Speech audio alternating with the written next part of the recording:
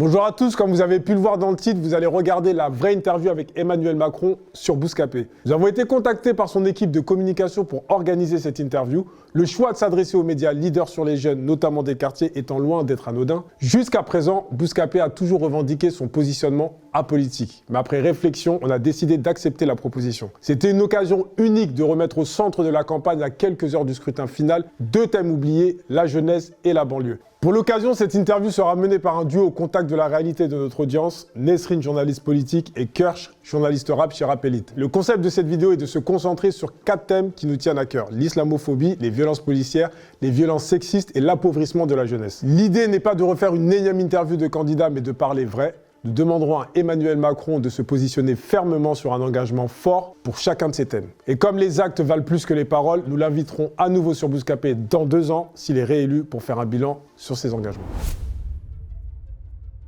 Bonjour. Bonjour Monsieur Macron, vous êtes candidat à votre réélection avec un duel encore une fois comme en 2017 face à Marine Le Pen.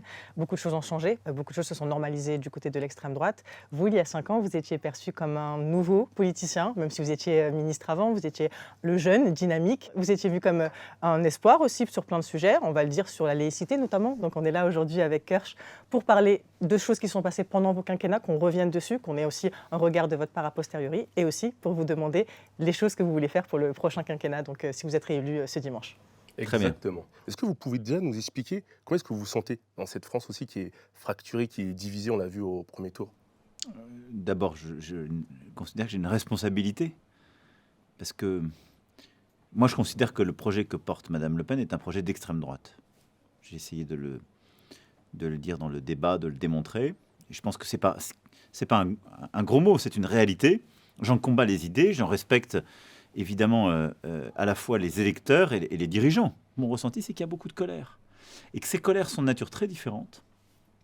Et que les extrêmes ont un avantage. C'est qu'elles captent la colère plus simplement que quand on est en plus sortant. Est-ce que vous avez un gros regret? Est-ce qu'il y a une chose, une politique que vous auriez aimé mener autrement, a posteriori, comme ça? Je vais vous dire, mes regrets principaux, ils sont sur de ne pas avoir fait les choses assez vite et fort sur beaucoup de sujets. Lesquels? Sur la santé, par exemple. Je pense que les intuitions de la stratégie que je pose en 2018 sont toutes bonnes. Ça va beaucoup trop lentement. Et on n'investit pas assez. Et pareil sur les quartiers. On va commencer par le premier thème, justement, c'est l'islamophobie. Oui.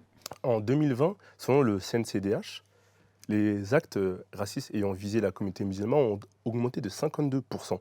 Ça dénote quand même d'un climat assez nauséabond en France. Est-ce que vous assumez, M. Macron, vous et une partie de votre gouvernement, ce climat, la responsabilité que vous avez dans ce climat? Nous avons un sujet. Il faut regarder les choses en face. La France, c'est une vieille nation qui, d'abord, a eu une religion qui a structuré la vie civile et civique, qui a été la religion catholique. Ensuite, nous avons inventé la laïcité, puisqu'on a séparé l'Église de l'État. L'islam n'a pas vécu cette évolution en France. C'est une religion qui est là depuis plusieurs siècles, mais qui était très minoritaire, qui n'a pas eu le même développement. Et les citoyens et les citoyennes françaises et français ont un rapport avec l'islam qui date plutôt des dernières décennies, et qui est lié à quoi? Aux vagues d'immigration, plutôt depuis les années 60. Je décris un fait. Et donc, c'est la faute à personne. Mais du coup, la relation avec l'islam n'est pas la même pour les pouvoirs publics. Qui plus est, l'islam est une religion qui est structurée très différemment. Avec l'islam, il n'y a du coup pas de relation qui s'est institutionnalisée. C'est même plutôt du rejet, en général. Parce que beaucoup de gens, là si vous me dites les sentiments qu'il y a chez des gens, les gens confondent les choses entre l'islam, l'immigration, la couleur de peau, tout se mélange. Donc c'est ça qu'il faut séparer. Moi, je me fiche de savoir quelle est votre religion. En tant que président de la République aujourd'hui ou candidat, c'est pas mon problème. C'est ça la laïcité. Si je veux tenir cet équilibre, j'ai besoin d'abord de structurer une relation à l'islam qui permette d'être un interlocuteur. C'est ce qu'on a fait avec la loi dite séparatisme. Justement, elle a posé beaucoup de problèmes. Mais parce qu'elle a été déformée par certains, puis qu'elle a gêné un communautarisme. Et puis qu'elle a été aussi jugée comme stigmatisante. Je prends par exemple la dissolution du CCIF en décembre 2020, qui était un organe, une association plutôt, qui avait soutenu votre candidature, vous vous rappelez, en 2017. Et ça a surpris beaucoup de personnes que le CCIF soit dissous, alors qu'il était là pour l'association était là pour accompagner, aider les personnes victimes d'islamophobie. Donc ça a apporté une confusion sur qui concrètement visait-elle cette loi séparatiste. Mais pourquoi? C'est exactement sur la base de ce que je viens de vous dire. Donc, une fois qu'on dit ça, qu'est-ce qu'on dit? On dit on veut que nos compatriotes dont la religion est l'islam puissent vivre tranquillement. Et donc, on structure, c'est tout le débat qui a été fait, département par département, avec maintenant une organisation territoriale. On sort de ce qu'on appelle l'islam consulaire, c'est-à-dire qu'on dit il faut que les imams, les prédicateurs soient formés en France, qui est un signe de reconnaissance et de confiance. Et j'ai dit, j'assume, j'ai été beaucoup attaqué là-dessus, je veux qu'on connaisse mieux la religion et donc on développe justement une école de pensée, d'études universitaires sur ce sujet. On veut que justement cette religion se structure dans le pays. Ce qui là, je pense, pour tous nos compatriotes dont la religion est l'islam, est un geste important, un geste de reconnaissance et de confiance. Mais vous comprenez que parfois, c'était vos propos, même si vous êtes dans une logique d'ouverture, d'apaisement, vos propos, même si on ne les sort pas de leur contexte, d'une certaine manière, c'est-à-dire que c'est perçu comme blessant par une partie de cette communauté-là. Juste lesquels? C'est-à-dire, quand vous dites, par exemple, l'islam est une religion qui vit une crise aujourd'hui, ce sont des mots forts, ce sont des mots forts qui ont un sens, surtout par rapport à votre position. Mais c'est tout à fait vrai, mais qu'est-ce qui se passe? Parce que là, je dis ce que je veux et ce qu'on est en train de structurer avec toutes les Françaises et les Français qui sont de confession musulmane. C'est qu'à côté de ça, il y a une idéologie qui s'est développée au nom de l'islam. Mais qui a différencié Qui est différencié. Mais que précisément je différencie. Mais si moi je ne fais pas ce travail d'investir pour aider la religion à se structurer en France, et que les gens puissent tranquillement le faire dans des associations, des mosquées, mais si de l'autre côté je ne vais pas m'occuper des problèmes, c'est du grain à moudre à tous les extrêmes. Il existe aussi dans nos quartiers, ce qui est vrai, des gens qui utilisent la religion pour sortir d'autres de la République. Ils sont extrêmement minoritaires. Mais moi, je suis le premier à dire qu'ils sont minoritaires. Je l'ai encore défendu face à Madame Le Pen. Oui, bien sûr, quand ils disent qu'il y a des centaines de mosquées qui déconnent, je leur ai dit non. Par contre, c'est vrai qu'il y en avait. Donc, moi, j'en avais 99 qui ont été signalés, chiffre du ministère de l'Intérieur. On en a fermé 23 et il fallait les fermer. À chaque fois, il y a des recours, on regarde ce qui est fait. Tout ce qui a été fermé a été confirmé par le juge. Il y en a une trentaine. Ça a été changé, c'est-à-dire que les organisateurs ont dit c'est vrai, ça ne va pas. Ils ont ou changé l'imam ou changé l'organisation. Et ça, c'est sain. C'est-à-dire que, honnêtement, je vous le dis. Mais c'est encore une intervention de l'État auprès d'une religion. Non, mais c'est l'intervention de l'État pour respecter les lois de la République.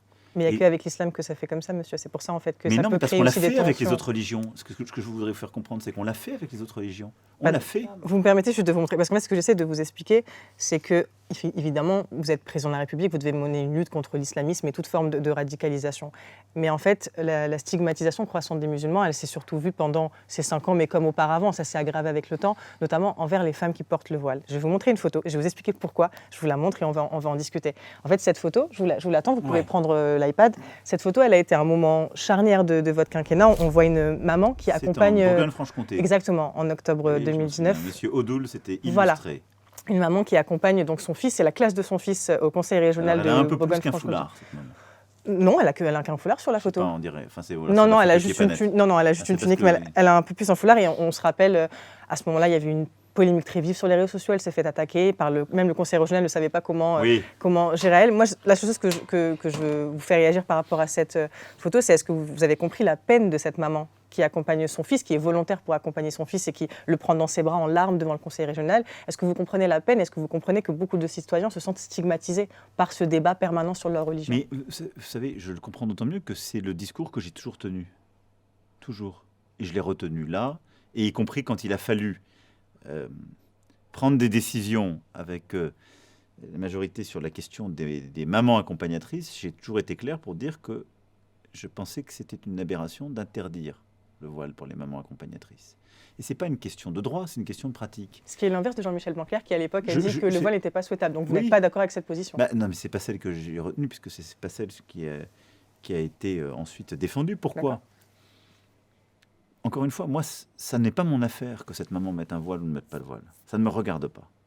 Si elle vient dans un service public, en tant qu'agent de service public, je lui demande la neutralité. C'est normal, c'est la loi de la République. Mais pourquoi, pour les mamans accompagnatrices, j'ai cette position? Parce que je veux que les mamans puissent mettre leurs enfants à l'école de la République. Et que si ces mamans n'accompagnent pas à des sorties scolaires ou sportives, elles sortiront leurs enfants de l'école de la République. Et donc je pense que c'est contre-productif. La République, c'est que je ne vais pas protéger quelqu'un parce qu'il est musulman, j'ai à lui permettre d'être français ou française de confession musulmane, d'être totalement respecté dans cette religion, mais de ne rien céder sur son respect des principes de la République. Et il y a eu de l'amalgame des deux côtés. Et donc, à mes yeux, ces discours se nourrissent l'un l'autre. C'est pour ça que moi, je crois dans la politique, je dirais, de respect et d'exigence. Et donc, je me battrai toujours pour qu'il n'y ait pas de stigmatisation. Et je me bats là aujourd'hui contre l'extrême droite. Je me battrai demain et je veux tenir cette ligne. Il ne doit pas y avoir de stigmatisation de nos compatriotes. J'ai d'ailleurs à un moment dit, et je crois beaucoup à cette formule, que la République n'a pas demandé à croire modérément ou pas, parce que ce n'est pas son affaire. Mais de la même manière, j'aurai toujours la même exigence à l'égard de tous nos compatriotes, quelle que soit leur religion, de ne jamais m'opposer celle-ci ou leur idéologie, mais de respecter toutes les lois de la République. Et justement, en 2017, voter pour vous pour faire barrage à Marine Le Pen paraissait évident. Aujourd'hui, beaucoup d'électeurs, justement, déçus sur ce type de sujet, de racisme, là c'est un autre sujet, d'islamophobie, ne semblent pas vouloir voter pour vous, Parce que je pense que vous m'offrez l'occasion de clarifier la ligne. Minimisant même l'impact. La différence entre vous et... Quelle serait pour vous, non, mais la différence, elle me semble évidente, on l'a encore révélée. Bien sûr, Madame Le Pen, elle a un projet, elle, qui n'est pas un projet de laïcité. Soyons très clairs, elle a un projet d'extrême droite, qui est un projet de lutte contre les religions. Parce que la réalité, c'est qu'on se focalise sur l'islam, mais elle a un projet de lutte contre les religions. Parce que si elle interdit le foulard dans la rue, dans l'espace public, puisque c'est ce qu'elle a maintenant assumé, le principe d'égalité dans la République fait qu'elle va interdire la kippa, la croix, tous les signes religieux seront interdits dans l'espace public. Ce qui n'est pas la laïcité. La laïcité n'est pas une loi d'effacement des religions. Moi, je défends cette vie en commun et cette capacité à avancer ensemble. Mais M. Macron, en termes d'engagement, est-ce que vous pouvez prendre des mesures fortes pour cesser la stigmatisation des musulmans en France? Par exemple, comme rétablir l'Observatoire de la laïcité, qui était justement garant de la liberté de culte pour tous. Alors oui, et ça, c'est un engagement que je peux prendre devant vous et que je veux prendre. Je veux même aller plus loin, puisque j'ai lancé une mission, elle va aboutir, si les Françaises et les Français me font confiance après.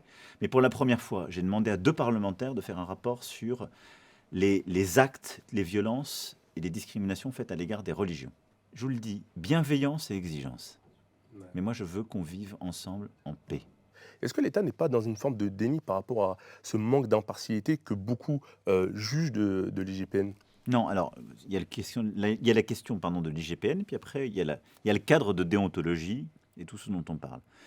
L'inspection générale de la police nationale, c'est un corps d'inspection.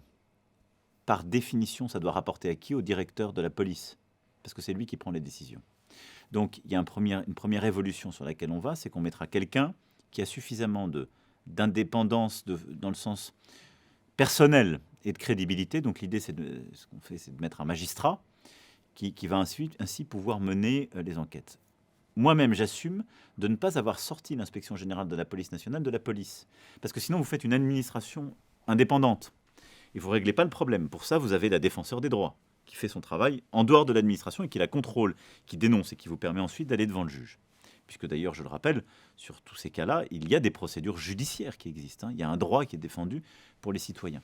Moi, ce qui m'importe d'abord, c'est d'avoir une inspection générale de la police qui fait son boulot, avec des rapports qui sont rendus publics et qui peut faire des recommandations.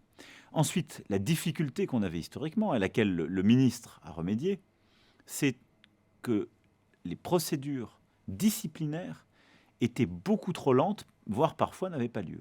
Et donc, il a complètement repris ce dossier en main pour qu'ensuite, sur la base des rapports de l'inspection générale, qui sont une recommandation, les procédures disciplinaires, quand il y en a qui s'imposent, puissent être faites. Donc ça, c'est le premier point. Le deuxième point, c'est comment on évite les dysfonctionnements, on rétablit la confiance. Je dirais, moi, je rembobine le magnéto, si je puis dire, jusqu'au bout. J'ai jamais vu un policier ou un gendarme qui sont aussi nos enfants. Je veux dire, c'est les enfants de la République. Quelqu'un qui s'engage pour protéger, c'est pas quelqu'un qui a envie d'être violent avec ses compatriotes. Il s'engage pour les protéger.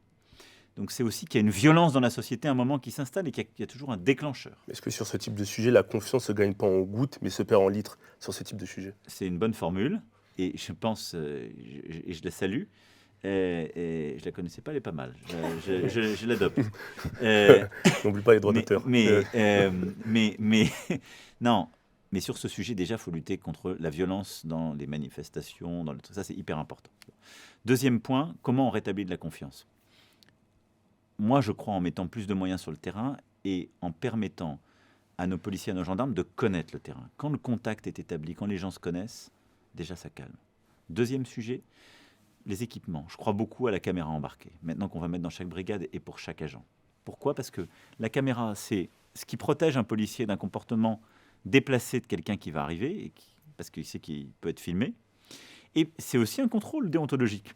Mais est-ce que les citoyens, parce qu'il y a aussi la question, est-ce que les citoyens ont sûrement de pouvoir filmer la police? Oui. Parce que ça, c'est très important Ça, aussi. oui. Il y a une protection des deux côtés, c'est-à-dire qu'il faut aussi c'est que les tout à fait vrai, citoyens- mais le problème, c'est qu'en quelque sorte, nos policiers étaient confrontés à une situation un peu asymétrique, où vous aviez des bouts de vidéo qui partaient, mais elles partaient toujours à charge. On ne savait pas ce que la personne qui filmait avait fait avant ou son copain. Je me mets 2 secondes à la place des policiers. Donc, l'idée d'avoir la caméra embarquée permet d'avoir la totalité. C'est transparent. Et c'est une très bonne politique. Les Britanniques font ça, ça marche vachement bien. C'est à l'initiative du policier, le déclenchement de la caméra? Ou En c'est- permanence. Quand il est en service, elle marche. Mais il y aura toujours, les citoyens pourront toujours filmer. Ce débat a été tranché. Troisième chose, c'est un meilleur encadrement. Quand vous avez de l'encadrement sur le terrain, et donc des gens d'expérience, les choses se passent beaucoup mieux. Parce que vous avez des policiers, ça vaut aussi pour les gendarmes, qui connaissent l'écosystème, qui savent comment réagir.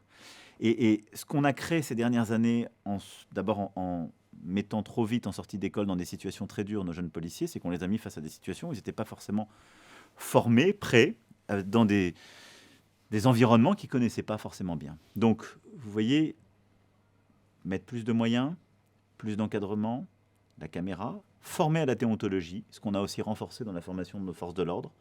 C'est tout ça, c'est cet ensemble qui permet de reconstituer la chose. Et puis, de la stabilité dans l'installation pour travailler avec les élus et les associations. Tous nos policiers y tiennent. Hein. Je le dis avec, franchement, beaucoup de conviction et d'engagement, parce que ce sont les premiers à souhaiter que la relation soit la plus apaisée possible avec la population. Justement, le thème là, c'est les violences policières. Et il y a une mort qui a beaucoup touché dans les quartiers populaires ces dernières années. C'était avant vous, mais ça a quand même traîné sur votre quinquennat. C'est celle d'Adama Traoré. Oui. C'était il y a près de 6 ans. Pour juste récapituler les faits, il est décédé dans une gendarmerie avec 3 gendarmes qui l'ont interpellé.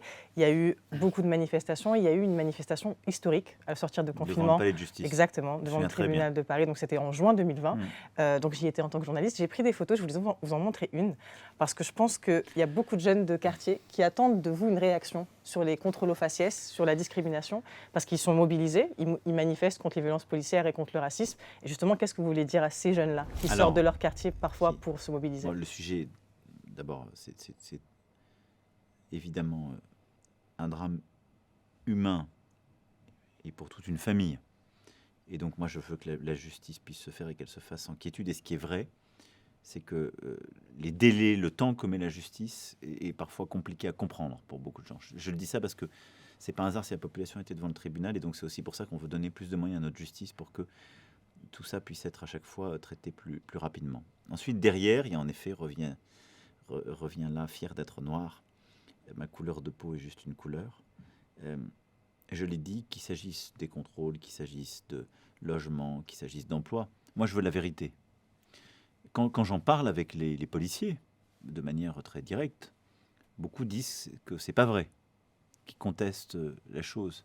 Donc, mais des chiffres le montrent, c'est-à-dire qu'un oui. Mohamed ou un Mamadou a 20 fois plus de risques, c'est les noms utilisés par l'Institut Montaigne notamment, 20 fois plus de risques de se faire contrôler. Alors, ils le font encore plus. Ensuite, vous le disiez chez Brut en 2020, vous reconnaissez justement ça. Mais ça vous a valu une levée de bouclier des syndicats policiers. Non, mais on s'en est expliqué, c'est pour ça. Ils n'étaient pas forcément d'accord avec vous. Qu'est-ce qu'il faut faire? Il faut l'objectiver.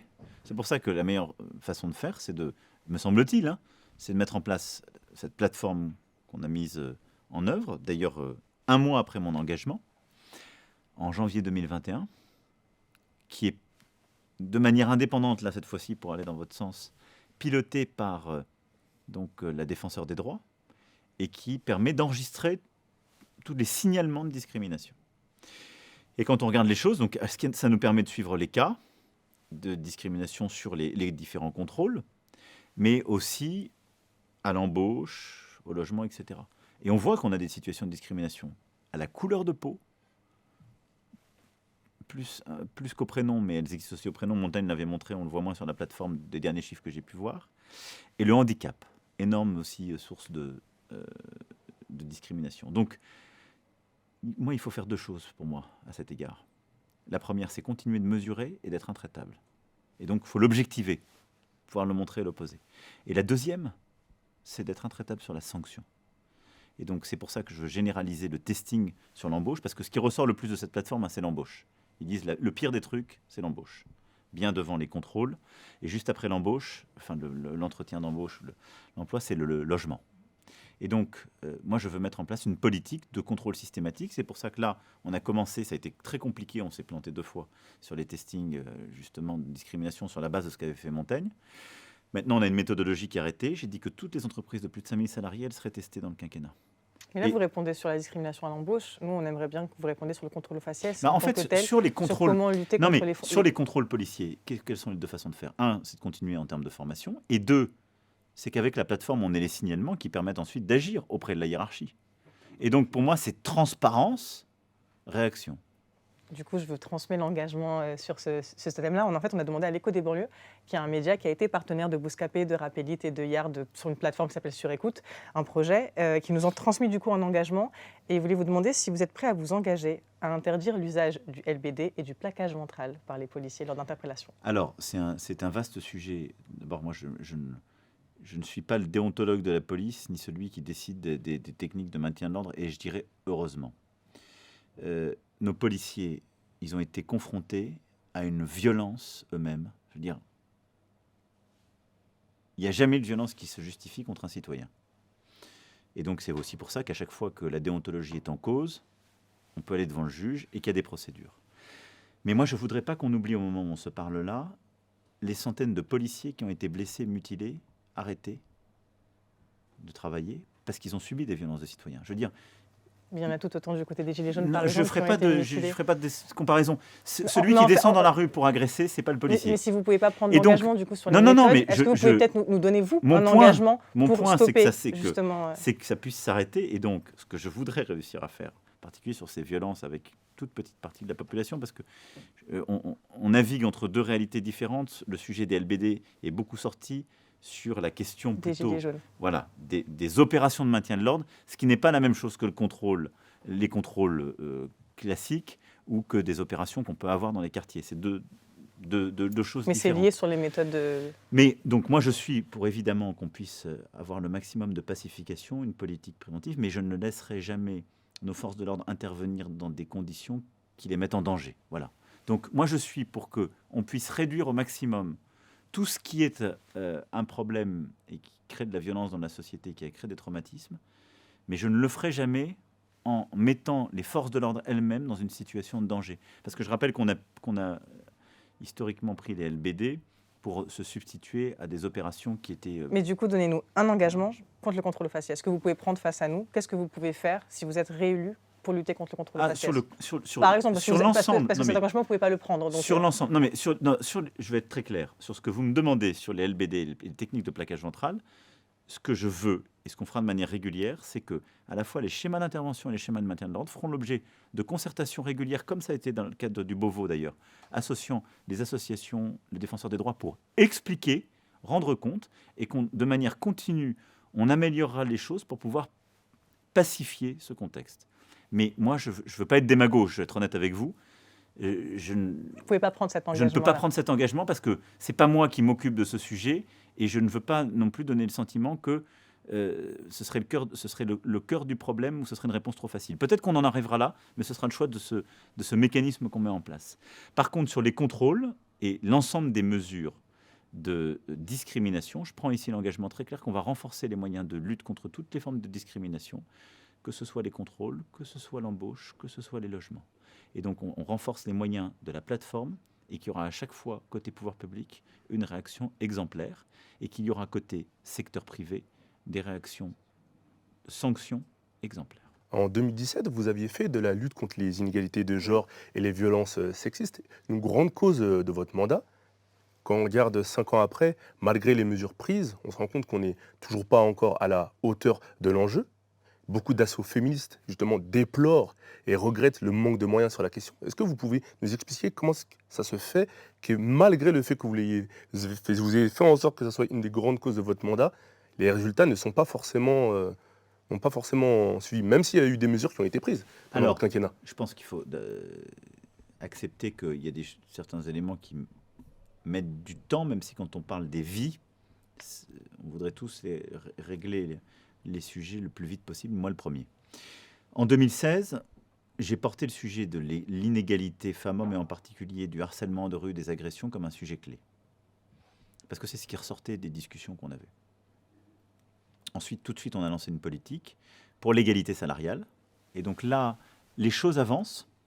L'index a été mis en place et les premières sanctions arriveront au deuxième semestre 2022. Donc là, les choses montent.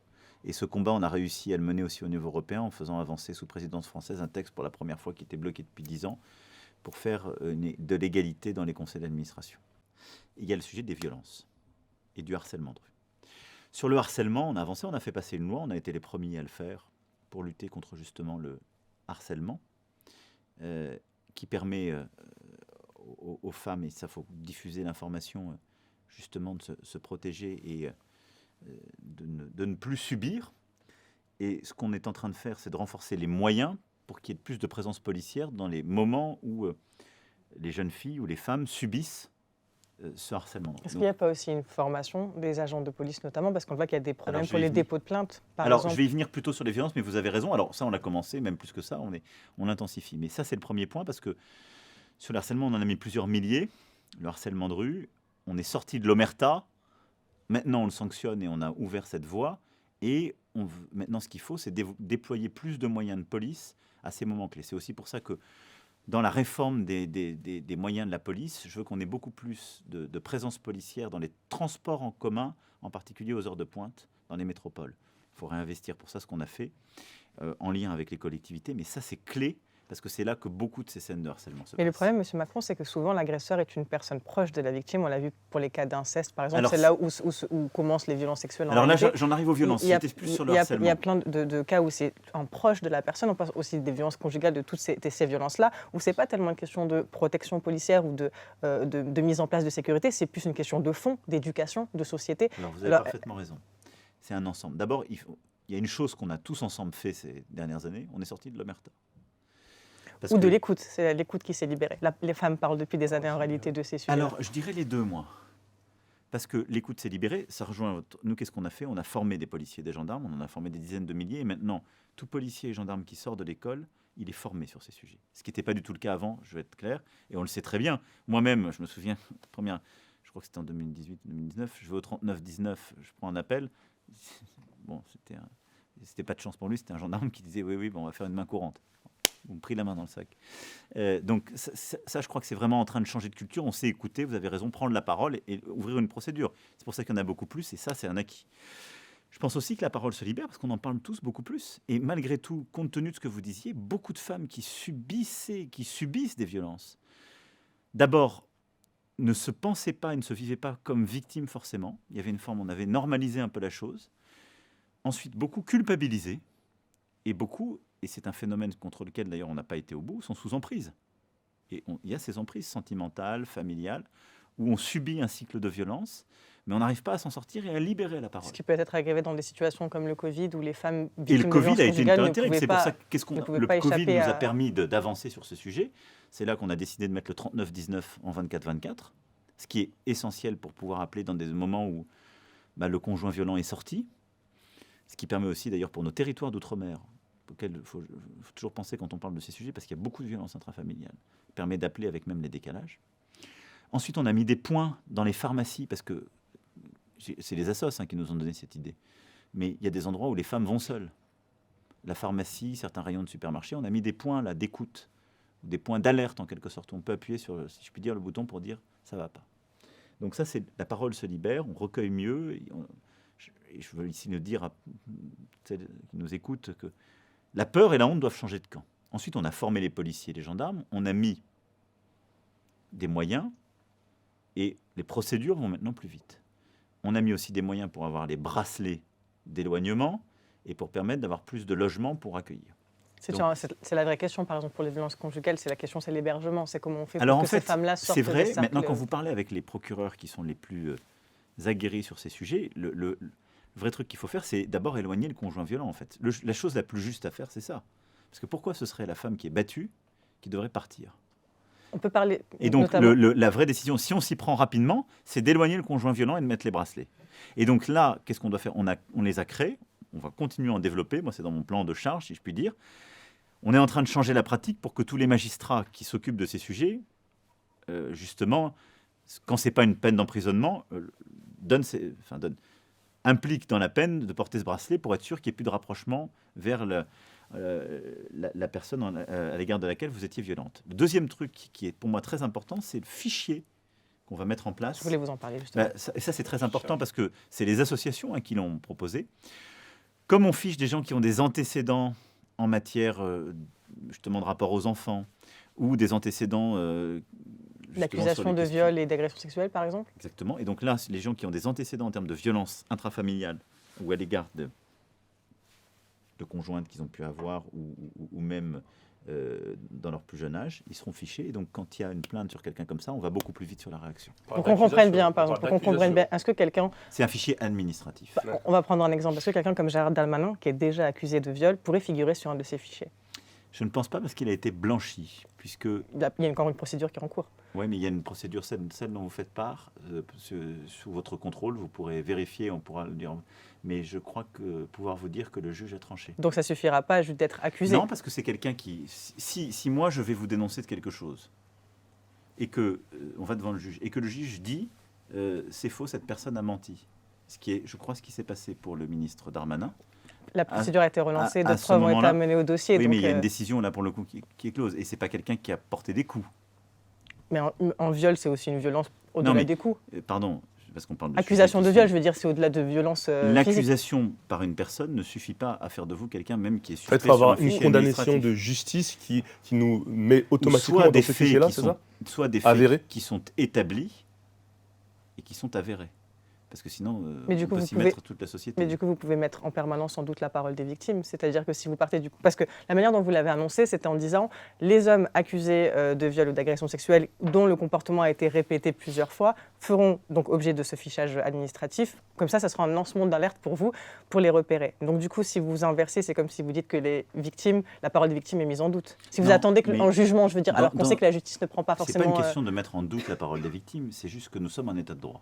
Il faut un élément concret, il faut des éléments Et donc, concrets. dans un état de avérés. droit, vous avez la parole de la victime, elle est reçue, ce qui était mal fait avant. Maintenant, on a amélioré ça. On l'a fait prospérer. Il y a un tiers de confiance qui est le magistrat qui va regarder, parce que vous avez aussi un droit de la défense.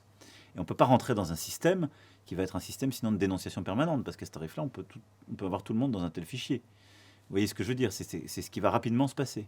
Mais Donc, ça change du coup comment vous l'avez annoncé, parce que comment c'était annoncé, c'était vraiment sur la base d'accusation, c'est-à-dire avant condamnation j'ai dit les gens judiciaire. qui avaient... Parce qu'il y a des gens qui peuvent avoir, avant même une condamnation judiciaire, il y a des gens qui ne vont pas devant le juge et qui ont des procédures de décision administrative, de médiation. C'est-à-dire sans aller jusqu'au judiciaire, vous pouvez tout à fait avoir sur ces cas-là des procédures avec des décisions fermes qui sont données, qui ne sont pas forcément du judiciaire. Parce que si vous m'accusez de quelque chose que je le reconnais, il peut y avoir à ce moment-là un protocole qui est établi. Je ne vais pas aller devant le juge en disant que vous mentez. Bon, Je à vais ce quand moment-là, je serai dans le fichier. Je vais quand même vous demander un engagement en me faisant un peu le relais des associations féministes. Mais Est-ce que si vous êtes... Je suis pas allé au bout. Est-ce que si vous êtes réélu, on est un peu pris par le temps de toute Pardon. façon, est-ce que si vous êtes réélu, M. Macron, vous vous engagez à ne plus avoir dans votre gouvernement un ministre accusé de viol ou d'agression sexuelle? Non, je ne prendrai jamais un tel engagement. Parce que je crois à la présomption d'innocence. Mais est-ce que vous Et je vous pense rendez que- compte non, de la mais je vous le symbolique dis, que ça et- représente? Mais non, mais je vous le dis vraiment, parce que je me bats. Il n'y a aucun président qui s'est autant battu que moi sur le sujet d'égalité femmes-hommes et contre les féminicides. Et donc, je vais prendre un engagement. Mais vous avez très peu parlé des féminicides, on en a eu près de 600. Mais vous rigolez, j'ai très peu parlé, j'ai pas arrêté de me battre. On a lancé un Grenelle, je l'ai fait. Mais la parole 1er présidentielle novembre. est importante. Vous Mais aurez la pu parole, prendre moi j'en ai position. beaucoup parlé. Et je me suis battu. Et donc, en y mettant les moyens. Et en y mettant les moyens, pas simplement au ministère et avec les associations, mais à l'intérieur et à la justice. Et j'ai parlé des féminicides devant les policiers et gendarmes, je vous renvoie à mon discours de Roubaix, et devant les magistrats, je vous renvoie au discours de Poitiers. Donc je l'ai fait, et je le mets au cœur de la République. Ça, c'est un engagement que je prends. De toutes mes forces, je me battrai pour éradiquer les féminicides dans notre société. Donc, Et donc, plus de et- féminicides pour le deuxième quinquennat? mais si ça dépendait que de moi. Mais ce que je veux dire par là, c'est qu'il faut mettre les moyens en termes de prévention. Vous aviez commencé par là tout à l'heure. Et donc, former nos enfants et nos ados dans le respect de l'autre et n'accepter aucune violence. Ensuite, c'est de mettre les moyens sur l'intérieur, la justice, les associations pour protéger ces femmes qui subissent le pire. Par contre, une fois que j'ai dit ça, je suis pour la libération de la parole, je suis pour qu'il y ait justement qu'on lutte ardemment contre les féminicides et continuer de le faire main dans la main avec les associations, mais jamais je ne souscrirai à la République du soupçon et du doute. Jamais. En bilan de votre quinquennat, vous avez annoncé une baisse du chômage, qui est notamment due aussi, entre autres, à l'augmentation de contrats d'apprentissage. Bruno Le Maire, votre ministre, a annoncé qu'un million d'entreprises avaient été créées en 2021. Mais quand on regarde bien ces chiffres, on s'aperçoit que 2/3 des entreprises créées sont sous le statut de la micro-entreprise, dans le secteur du transport, de la livraison notamment, soi. Parce que ce sont des statuts précaires, statut de la micro-entreprise, surtout dans le transport ou dans la livraison. Oui, vous avez totalement raison, ce phénomène existe. Maintenant, je regarde les chiffres et je vais là aussi distinguer les choses. Vous avez beaucoup de création et de destruction d'emplois à travers la micro-entreprise, qui existe depuis une dizaine d'années, en particulier dans nos quartiers. Beaucoup vont mourir dans les mois ou les années qui viennent. Donc il y a une très grande fragilité et précarité, vous avez parfaitement raison. En même temps, c'est un élément qu'il ne faut pas stopper, il faut plutôt le réguler. C'est ce qu'on a fait par exemple avec le phénomène d'ubérisation. Moi, je n'étais pas pour l'interdire, je le défendais il y a 5 ans d'ailleurs auprès de beaucoup de médias, mais on l'a laissé se développer. Par contre, maintenant, on le régule. C'est pour ça qu'on a créé un droit des plateformes, qu'on a mis en place des syndicats, qu'on a mis en place une régulation avec un droit du travail pour protéger et qu'on met des contrôles, et il en faut parce qu'il suffit d'aller voir, je ne citerai pas de marque, mais beaucoup de chauffeurs-livreurs pour s'apercevoir qu'il y a des contrats de sous-traitance et qu'il y a beaucoup de précarité derrière. Et c'est ce qu'on est en train maintenant de pousser au niveau européen. Ça, c'est un phénomène. Vous avez parfaitement raison. Oh, c'est des effets de bord, c'est ça? Non, c'est un phénomène mais il faut qu'on garde la part vitalité de l'économie création, mais qu'on arrive à créer de la stabilité. À côté de ça, pour les jeunes, on a créé, ça n'a rien à voir avec la précarité, 710 000, là, au moment où je vous parle, apprentis par an. Quand j'ai été élu, il y en avait 260 000. Ça, c'est l'inverse de la précarité. Parce qu'un jeune qui est apprenti, dans plus de 80% des cas, il va avoir un emploi qui sera un emploi stable. Donc ça, c'est pas les mêmes, quand on ne parle pas des mêmes catégories. Bien sûr, bien sûr. Et donc ça, je le dis parce que pour nos jeunes, c'est une source, on a très longtemps dans notre pays décrié l'apprentissage.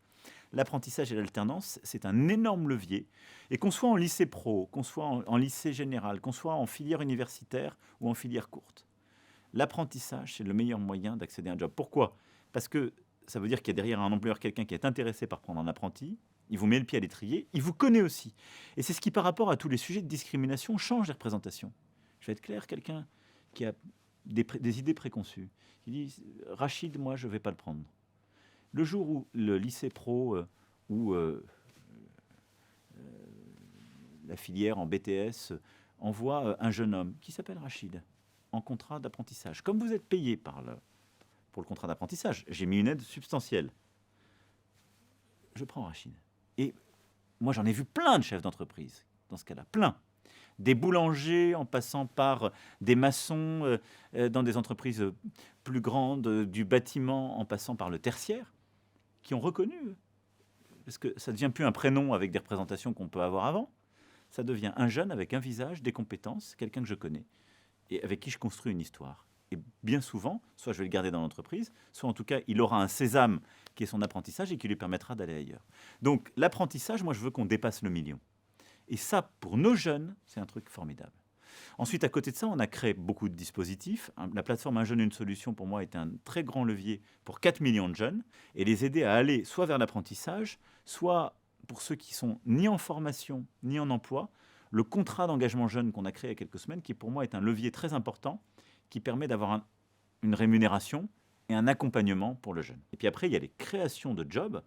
Quand on dit que sur le quinquennat, en net, on a créé 1 200 000 emplois, là, ce n'est pas les mêmes choses que les micro-entrepreneurs, etc. C'est de l'emploi salarié à une très grande majorité du CDI. Ça s'appuie sur nos réformes. Quand on parle de précarité, on parle forcément aussi du RSA. Vous avez fait une annonce très récemment qui disait que vous voulez conditionner le RSA à des heures de travail, 15 à 20 heures par semaine. Pas de travail. Vous appelez ça autrement? Formation, insertion, réinsertion. Non, mais c'est hyper important. Parce que si c'est du travail, c'est payé au SMIC. Oui, mais qui est considéré en fait comme du travail pour les concernés. Vous comprenez qu'il y a une levée de bouclier et que certains le vivent comme une violence personnelle? Non. Et donc c'est quelque chose sur lequel vous... Parce non, que c'est l'engagement, peut-être qu'on peut parler de l'engagement. Je vais vous dire, il y a des vies empêchées. Pour vous, c'est un problème de compréhension, c'est ça? Non, mais c'est un problème, il faut être cohérent. Qu'est-ce que c'est le RSA? On l'a créé en 88, ça s'appelait le revenu minimum d'insertion. Michel Rocard. Puis on l'a fait évoluer, c'est devenu le RSA. Il y a avec ça, normalement, un contrat. Dans plus de 60% des cas, ce contrat est tombé à la trappe. Pourquoi? Je ne vais pas rentrer dans les détails techniques, mais en fait, parce qu'on a... C'est pas la faute des gens, c'est la faute des pouvoirs publics. On a organisé les choses d'une telle façon qu'on ne suit pas les bénéficiaires du RSA comme il faut. Donc on distribue une aide qui est modique, ce qui est déjà une dignité, beaucoup de pays ne le font pas. Mais avec cette aide, il y a aussi un contrat pour aider la personne à se réinsérer, parce que ce n'est pas un statut d'être au RSA. C'est le minimum pour survivre. L'idée, c'est d'en sortir du RSA. Moi, c'est ça qui m'importe. Si vous voulez réduire la pauvreté, et encore plus la précarité, il faut aider les gens à sortir du RSA. Vous n'en sortez pas par la grâce du Saint-Esprit, pour revenir aux choses religieuses, mais par un engagement de la société et de vous-même. Le but n'est pas simplement le niveau de l'allocation et de distribuer une allocation, c'est en même temps de distribuer de l'aide, de l'insertion, du conseil pour permettre de retrouver un emploi. La réalité, c'est que ça n'aurait jamais dû cesser d'être comme ça. Par contre, je vais être très clair, si vous êtes bénéficiaire du RSA, il y a deux choses auxquelles je tiens. La première, c'est que votre aide, vous allez la toucher, si les Françaises et les Français me font confiance, de manière beaucoup plus simple et directe. Ça, c'est un engagement que vous prenez. Ça, c'est un engagement que je prends, je veux l'appeler la solidarité à la source. C'est l'engagement sur la précarité. On l'a fait, et c'est pour moi le plus structurant. On sait faire techniquement, on a fait le prélèvement à la source pour les impôts. Pour toutes celles et ceux qui payent des impôts, on a simplifié nos vies, on a lutté contre la fraude massivement, et maintenant on ne se pose plus la question de savoir, c'est beaucoup plus simple, et c'est en temps réel, prélèvement à la source.